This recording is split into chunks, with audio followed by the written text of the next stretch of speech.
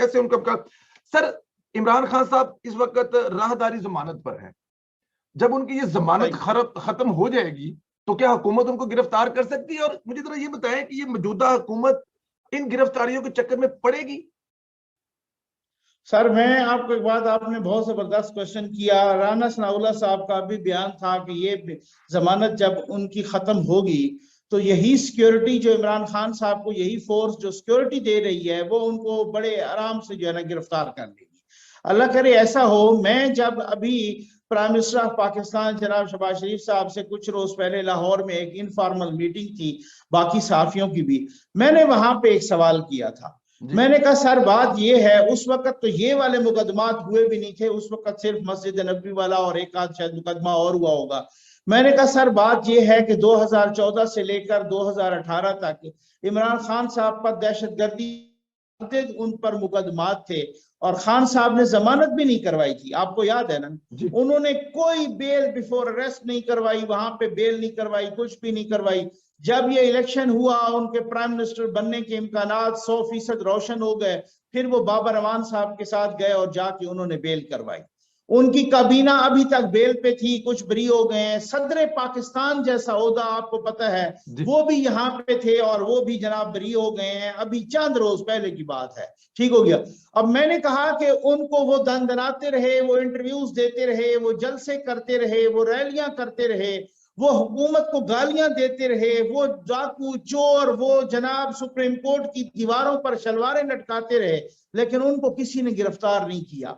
Same यही है कि अब भी उनके खिलाफ मुकदमात कट चुके हैं, एफआईआर कट चुकी हैं मुल्क के मुख्तलिफ इलाकों में, लेकिन किसी ने उनको गिरफ्तार नहीं किया। तो मेरा क्वेश्चन ये था संदेला साहब, मैंने कहा कि सर मुझे ये बताएं कि ये सहूलत सिर्फ और सिर्फ इमरान खान साहब को मुयस्सर है या मुझ जैसे गरीब एक आम आदमी को, एक लेमैन को भी मुयस्सर है कि कल को अगर मेरे खिलाफ भी पर्चा कट जाता है, कल को अगर मेरे खिलाफ भी एफआईआर कट जाती हैं। चौधरी साहब आप ये देखें कि ये जो एफआईआर हैं ये सच्ची झूठी मुख्तलिफ किस्म की कटती हैं। यहाँ पे ऐसे ऐसे केसेस भी हैं कि जो गलत एफआईआर की बुनियाद पे लोग 3-3 साल भी जेल काट के गए हैं। अभी नैब के जो केसेस बनाए गए पिछली अब की हुकूमत और पिछली अपोजिशन, उस पर शायद खकान अब्बासी पर कुछ नहीं साबित हुआ। जब दूसरी दफा मरियम नवाज साहबा को गिरफ्तार किया गया तो उन्होंने खुद कहा कि वो केस तो अभी तक रजिस्टर ही नहीं हुआ, जिस केस में मुझे गिरफ्तार किया गया था वो केस तो अभी तक रजिस्टर ही नहीं हुआ।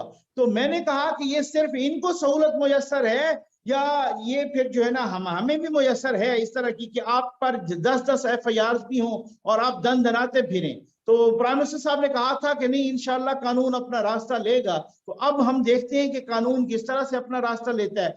एक बात मैं आपको बड़ी एक जो है ना मजे की बता दूं, दिलचस्प बात है, वो ये है कि इन्होंने जब राहदारी जमानत करवाई ना सर, राहदारी जमानत ये होती है कि आप अगली कोर्ट तक, आप पेशावर हाई कोर्ट की जुरिस्डिक्शन नहीं थी इनकी जमानत कबल अज गिरफ्तारी की, क्योंकि इन पर मुकदमात इधर दर्ज हुए थे, इस्लामाबाद में, पिंडी में वगैरह, पंजाब में। यहाँ पर पेशावर हाई कोर्ट की जुरिस्डिक्शन ही नहीं थी कि वो उनको जमानत कबल अज गिरफ्तारी करता।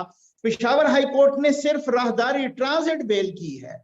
उसका मतलब ये होता है कि आप इस्लामाबाद की अदालत तक इत्मीनान से पहुंच जाएं, आपको गिरफ्तार न करे, आपने यहां जमानत कबल अज गिरफ्तारी करनी है। अब मुकदमात ऐसे हैं जिनमें कुछ नॉन बेलेबल दफात भी लगी हैं, ठीक हो गया। अच्छा, मुकदमात उन पर ऐसे हैं, हो सकता है कोई ऐसा मुकदमा भी हो कि जो इनको पता ही नहीं हो, मसलन बगावत का मुकदमा है, मसलन कोई और मुकदमा है जिसमें राहदारी बेल में कोई जिक्र ही ना हो। सर इसके साथ साथ आपको पता है कि जब यहाँ पे आके ये कबल अज गिरफ्तारी करवाएंगे तो वो एक दफा 2 दफा एक्सटेंड हो जाती होती है, उसके बाद तो नहीं होती। उसके बाद तो फिर अगर वो जमानत मुस्तरद होती है तो उसको साथ ही उसी वक्त पुलिस को गिरफ्तार कर लेना होता है कोर्ट के अंदर से। तो अब देखते हैं कि हुकूमत में कितना दमखम है और गिरफ्तार। सर मैं आपको बिल्कुल आपके अगले क्वेश्चन से पहले ये बता दूं, जुल्फकार अली भुट्टो जैसा अजीम लीडर, तो आपको पता है कि उनको गिरफ्तार भी किया गया और किस तरीके से तख्तेदार पे वो झूले। नवाज शरीफ साहब 200 पेशियां अपनी बेटी के हमरा भुगत चुके। और 7 गिरफ्तार भी हुए और उन पर किसी किस्म का कुछ भी साबित नहीं हो। मैं आपके तवस्सुत से ये बताना चाहता हूं, क्योंकि यूथिया तो सिर्फ प्रोपेगेंडा पे चलता है ना, उनसे कहें जो जज बशीर ने पहला फैसला दिया था नवाज शरीफ और मरियम नवाज और कैप्टन सफदर साहब के खिलाफ, इनके खिलाफ जो पहला फैसला आया था जिसकी बुनियाद पे उनको यहाँ पर आने पर गिरफ्तार किया गया और वो सारे के सारे अडियाला जेल में गए और इसी दौरान इलेक्शन हुआ, उस पहले फैसले को पढ़ लें जरा आप। उसके अंदर लिखा हुआ है कि नैब इन पर किसी किस्म की कोई करप्शन या किकबैक साबित नहीं कर सका। अब आप अंदाजा कीजिए कि यहाँ ये ऐसा भी हुआ, नवाज शरीफ साहब गिरफ्तार हुए, शहबाज शरीफ साहब मौजूदा वजीर आजम गिरफ्तार हुए, साबिक वजीर आजम शाहिद खकान अब्बासी, सदर पाकिस्तान साबिक आसिफ अली जरदारी वो गिरफ्तार हुए, इनके पार्टी के दर्जनों लोग गिरफ्तार हुए।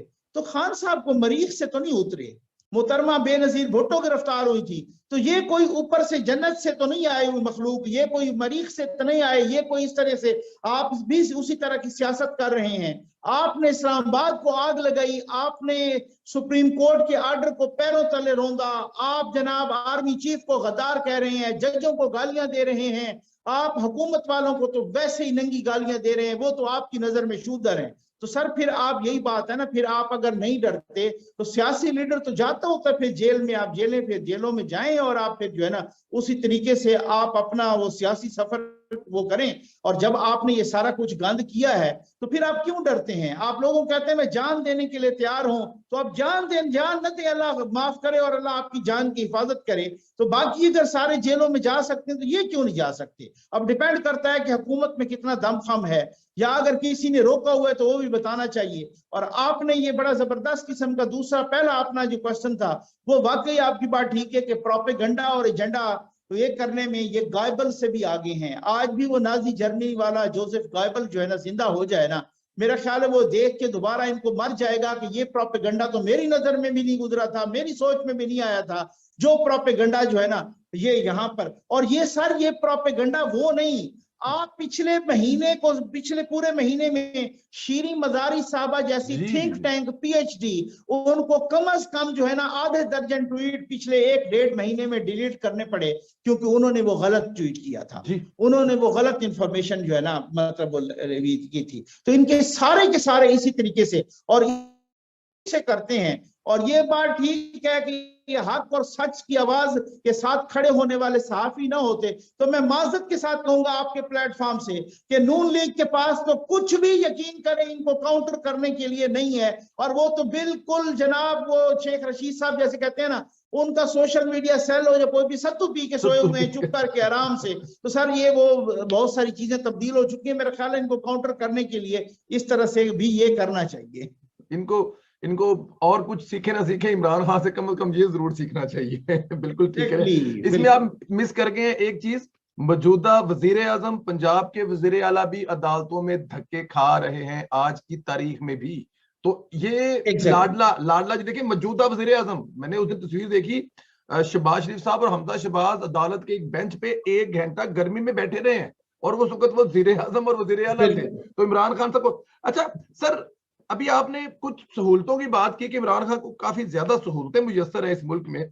मैं तारीख के झरोकों में अगर जाऊं तो नवाज को गद्दार किन वजूहात की बिना पर कहा रहा, किन छोटी मोटी तकरीरों और बयानात की वजह से बेनजीर साहब को बकायदा सिक्योरिटी रिस्क कहा जाता था। यहाँ पे इमरान खान साहब जो हैं वो कह रहे हैं कि पाकिस्तान 3 टुकड़ों में बट जाएगा, पाकिस्तान की फौज तबाह बर्बाद हो जाएगी, इस मुल्क पर एटम बम गिरा दें। और दूसरी दफा उन्होंने कहा है कि हमारा एटम बम जो है वो एटॉमिक जो पावर है वो यूक्रेन की तरह वो जीरो कर देंगे। सर सही बात, इनको कौन कौन सी सहूलतें मौजूद है? ये कुछ भी कह सकते हैं, कुछ भी कर सकते हैं। क्या पीएमएलएन सोशल मीडिया की तरह मादरत के साथ कानों को हाथ लगाकर माफी मांगकर वो शेर शीशा वाली एस्टेब्लिशमेंट में भी इस मामले में वही पिए हुए हैं जो अभी आपने नून लीग को पिलाए? सर मैं वही आपको कह रहा हूं कि एस्टेब्लिशमेंट के बारे में आपको ये एक आपकी पहली बात पे कि वाकई नो डाउट उस दिन हमने देखा। अब ये जो मौजूदा वजीर आला पंजाब है हमजा शहबाज साहब, इनकी कैद में 1.5-2 साल रहे, वहां पे कुछ भी नहीं साबित हुआ उन पर, ठीक है। मरियम नवाज साहबा ने पिछली पेशी पर चीफ जस्टिस अतर मिनल्ला साहब से रिक्वेस्ट की कि सर अगर मैं कोई बेकसूरवार हूं, को मेरा गुनाह है तो मुझे टांग दें, ये आपको याद है, ठीक है ना, और अगर नहीं तो मुझे जल्दी जो है ना बरी करें, मुझे जो है ना इंसाफ मुहैया करें। ये तो बिल्कुल कहने में वो हक बजानिब है। हमजा साहब 2 साल तक नैब की कैद में रहे, कोई कुछ नहीं साबित हुआ, कुछ भी नहीं। शहजाद अकबर साहब FIA को देख रहे थे, वो कागज लहराते लहराते जनाब इस्तीफा दे के चले गए, कोई कुछ साबित नहीं हुआ। आपके यहाँ वहां पर इन्होंने लिखा बरतानिया को कि जी इनके खिलाफ मनी लॉन्ड्रिंग की इन्वेस्टिगेशन करें। बरतानिया की NCA नेशनल क्राइम एजेंसी ने वहां मजिस्ट्रेट की इजाजत से, अदालत की इजाजत से इन तमाम के अकाउंट्स मुंजमद किए, शहबाज शरीफ साहब के, सलमान शहबाज साहब के, बाकी इनके दोस्तों के। उसके बाद उन्होंने 1 साल की इन्वेस्टिगेशन के बाद उसी अदालत में जाके कहा कि हाँ तहकीकात की हैं, हमें कोई 1 रुपए की मनी लॉन्ड्रिंग इनके खिलाफ नहीं मिली। और चूंकि ये हुकूमत पाकिस्तान ने, यानी उस वक्त की इमरान खान साहब की हुकूमत ने कहा था, इस वजह से हमने तहकीकात की थी मनी लॉन्ड्रिंग की, तो उन्होंने इनको क्लीन चिट दिया है। ये आप इसमें खुद देखें। सर ये सहूलियात वाकई खान साहब को मुयस्सर हैं। आप मुझे दुनिया का कोई लीडर दिखा दें, आप मुझे पाकिस्तान की सियासी तारीख में कोई, खुद ये आसिफ अली जरदारी साहब ने इनडायरेक्ट कहा था ईंट से ईंट बजाने वाला बयान, उसके बाद उनको मुल्क से 18 महीने बाहर रहना पड़ा था। वो इस तरीके से उन्होंने एक खुद साख्ता किस्म की जलावतनी अख्तियार कर ली थी। बेनजीर भुट्टो साहबा को देख लें, मरियम नवाज साहबा ने सिर्फ जलसा किया और उन जलसों में एक पॉजिटिव तनकीद की बगैर नाम लिए उनको गिरफ्तार कर लिया गया। नवाज शरीफ साहब को गिरफ्तार कर लिया गया, उनका मीडिया ब्लैकआउट कर दिया गया। अब आप खुद बताइए कि अल्ताफ हुसैन साहब को देख लें, उनके नो डाउट कि उनकी एक बात एक नामुनासिब थी, लेकिन उसके बाद उसको चुप कर गए, लेकिन मुकम्मल मीडिया ब्लैकआउट। इनको मीडिया भी दिखा रहा है, कोई मीडिया ब्लैकआउट नहीं है। सर इनका वही जो है ना, ये पूरे के पूरे इंस्टीट्यूशन को जानवर कह रहा है।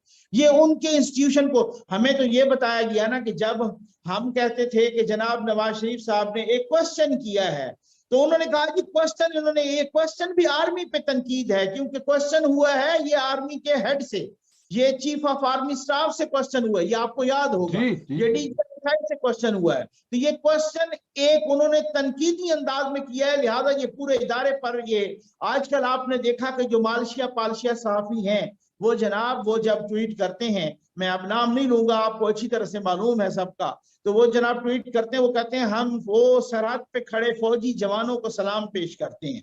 सिर्फ और सिर्फ उनका मकसद इस शैतानी करने का ये होता है कि भाई हम आर्मी चीफ को नहीं सलाम पेश करते, हम इस जवान को सलाम पेश करते हैं। ठीक हो गया ना। ये ऐसे ही है कि जब आप किसी घर के बच्चों की तारीफ करके उसके वालिदैन को जो है ना, या वालिद को गालियां देना शुरू कर दें।